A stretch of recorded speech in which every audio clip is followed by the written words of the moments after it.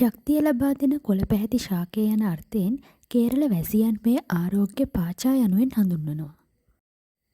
මෙය දේශීය අත්බෙහෙත් අතුරෙන් දුර්ලභ ශාකයක්.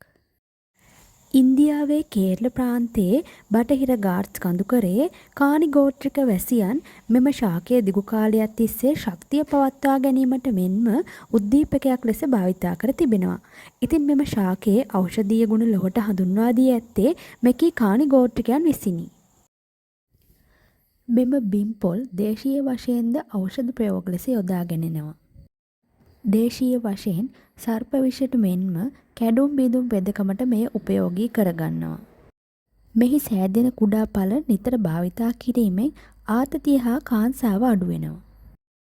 කේරළ ගෝත්‍රික වැසියන්ගේ මතයක් නම් මේ නිතර භාවිතයට ගැනීමෙන් තරුණ බව රැකගත හැකි යන්නයි. බිම්පොල් ශරීර ප්‍රතිශක්තිය වැඩි දියුණු කරනවා. ඒ වගේම රෝග ආසාදනවලට එරෙහිව ශරීරයේ ආරක්ෂාව ශක්තිමත් කරනවා. එමෙන්ම අධික වෙහෙස අඩු කිරීමටත් ශරීරයේ උද්‍යෝගී බව වැඩි කිරීමටත් මේ උපකාරී වෙන ඖෂධයක්. ඒ වගේම සාම්ප්‍රදායිකව මෙය හෘද සෞඛ්‍යයට සහාය දක්වන බවට සොයාගෙන තිබෙනවා. එමෙන්ම අජීර්ණ බඩ පිපීම වැනි අසනීප දුර්ලභීමටද මෙය සහාය වේ.